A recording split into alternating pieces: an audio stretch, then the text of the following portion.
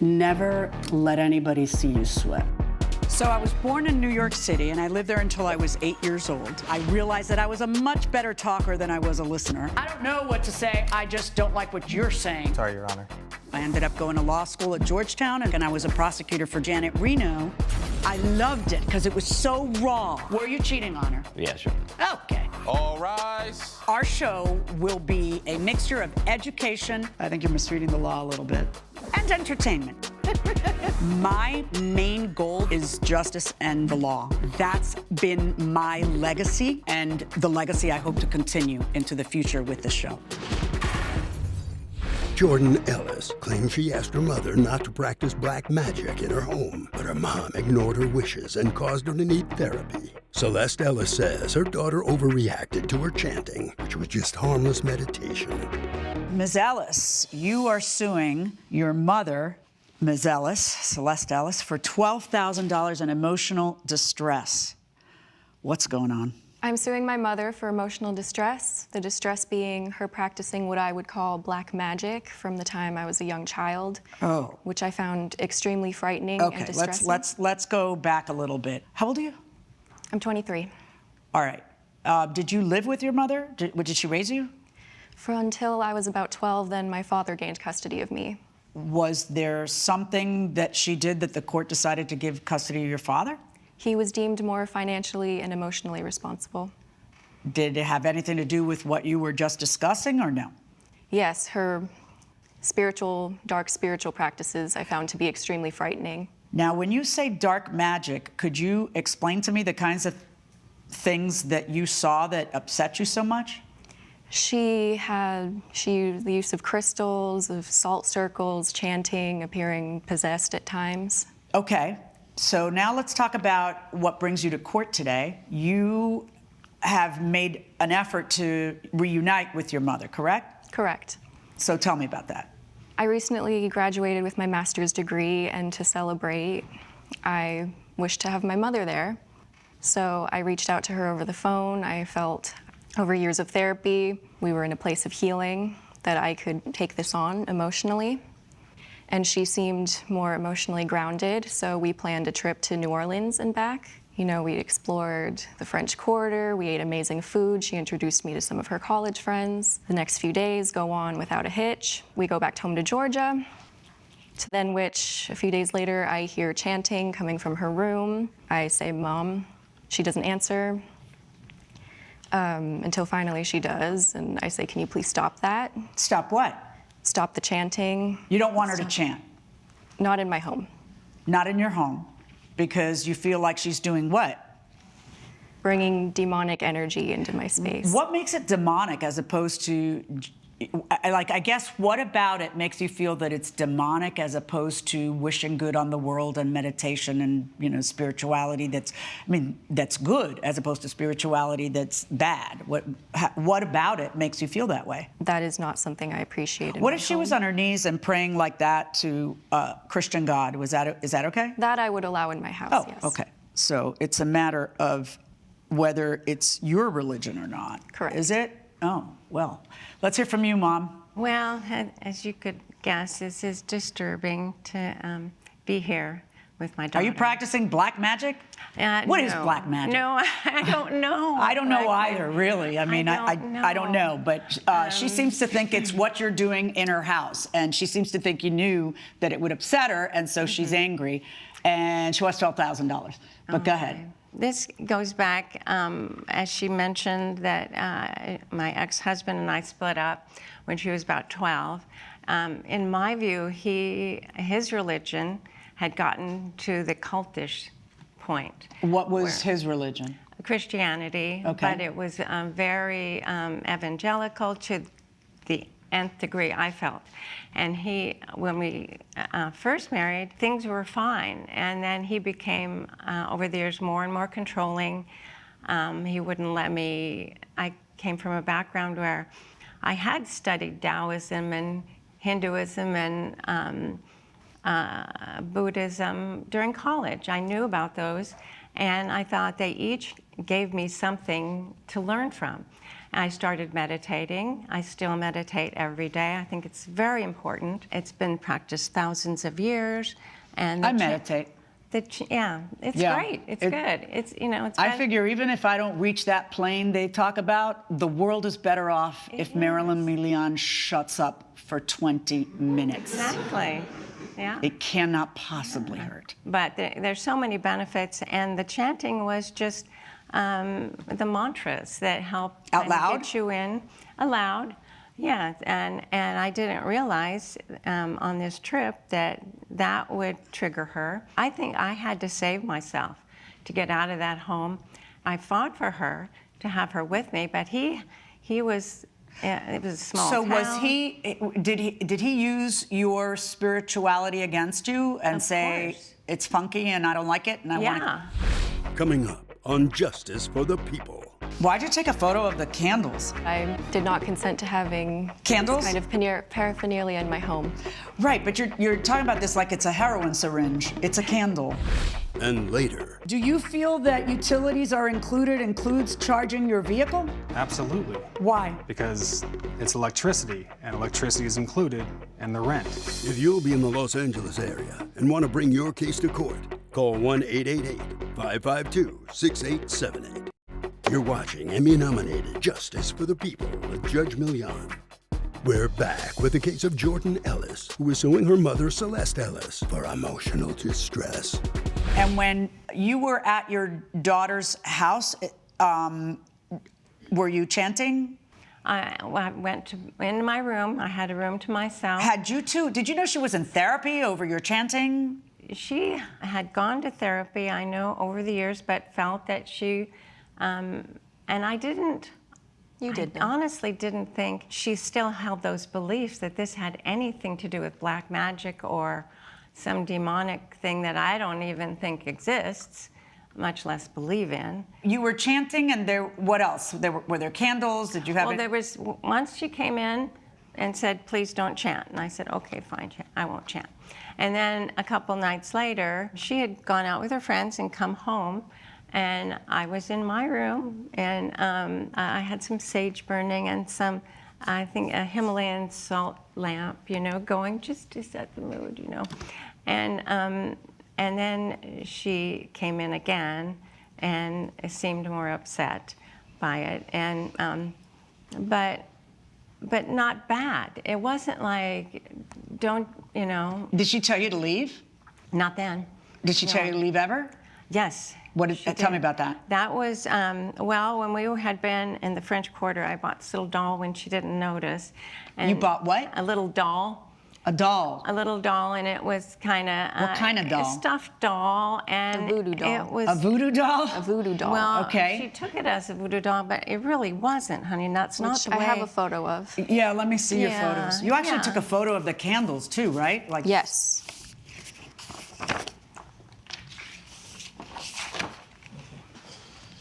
Why'd you take a photo of the candles? I did not consent to having Candles? this kind of paraphernalia in my home.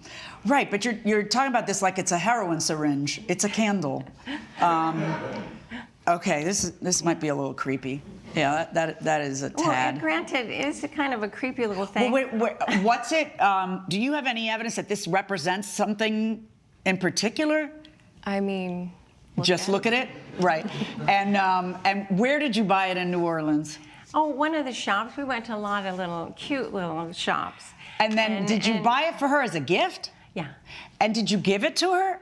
I set it on her desk, and with a little note saying something like, "This is to remember our trip by." I thought. Was she there a would little like note that it. said that?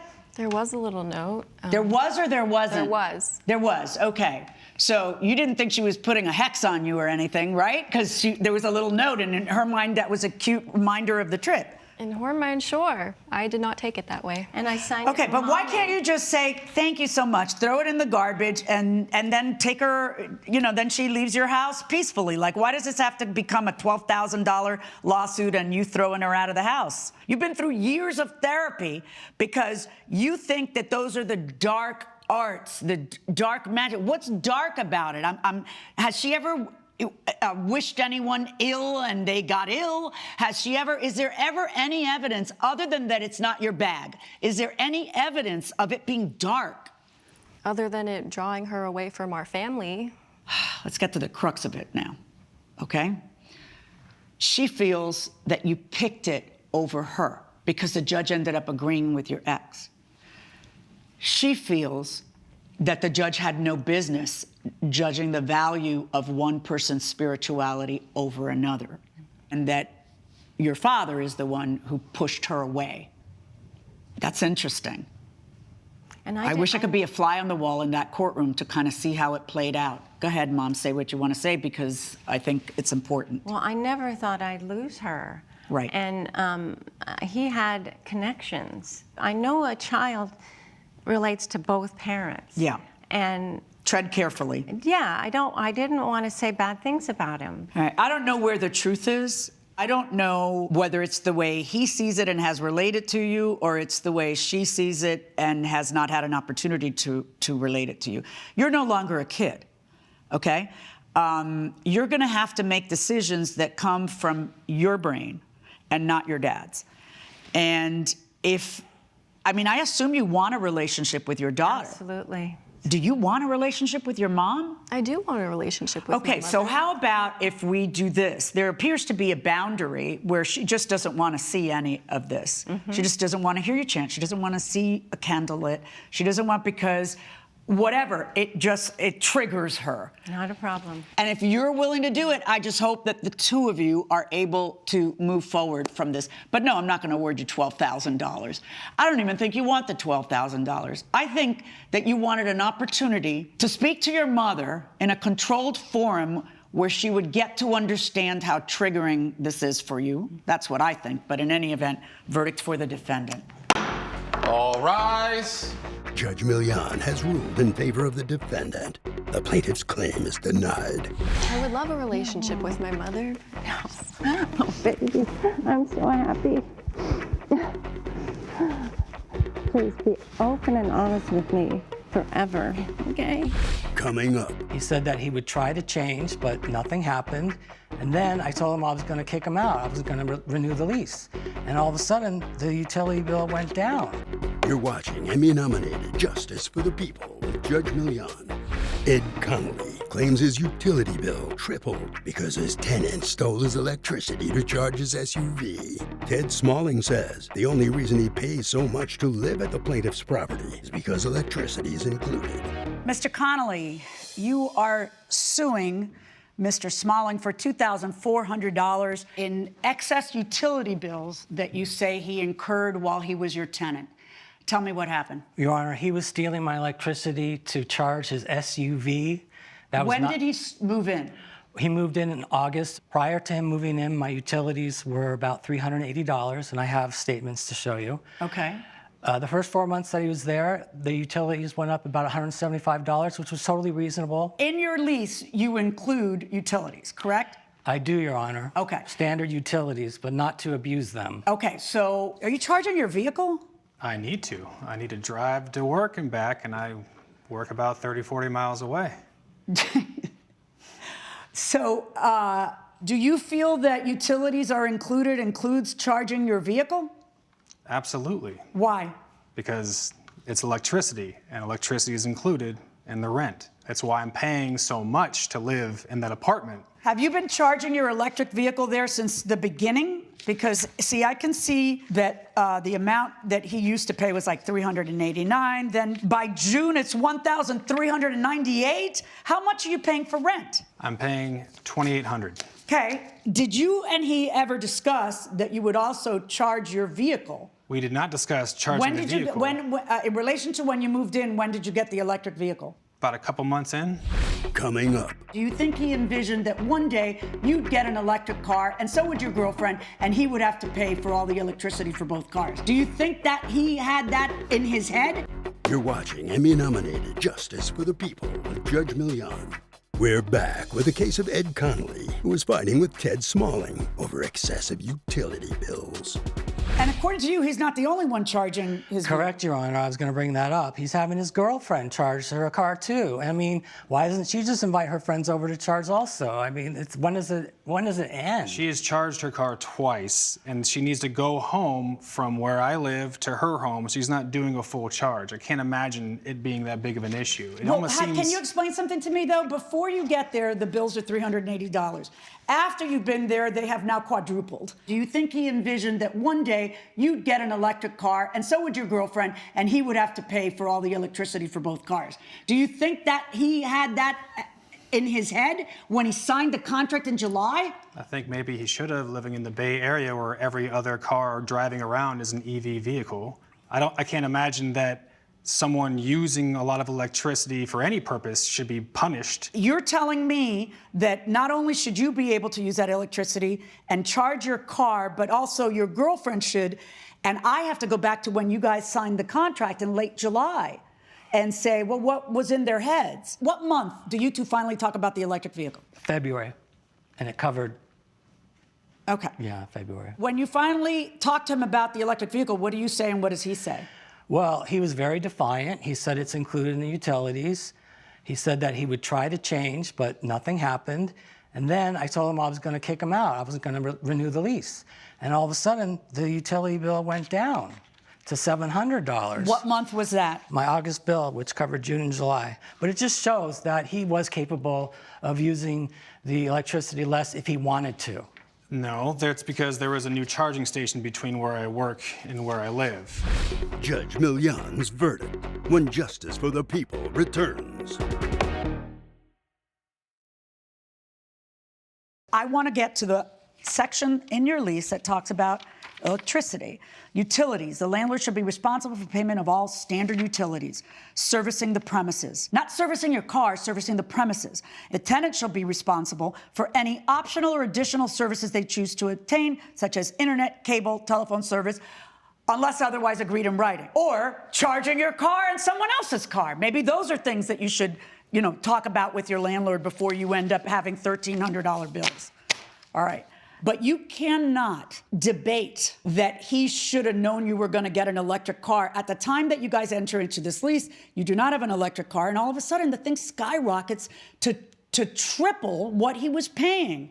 I mean, where does it end? If utilities are included, does that mean For the premises. How is your car the premises? Your car is not the premises. Standard utilities servicing the premises. Okay? It's one thing if you're leaving all the lights on and he doesn't like it because it costs him $30 more. It's that the bill goes from $500, which is reasonable, to $1,300. I mean, no, I agree with him, and I'm finding in his favor in the amount of the $2,400. Thank you, Your All Honor. rise. Judge Milian has ruled in favor of the plaintiff. The defendant owes $2,400. I think I'm going to quit being a landlord, to be honest. This was very stressful. I just think it's unfair. You need to write better contracts. That's pretty much that.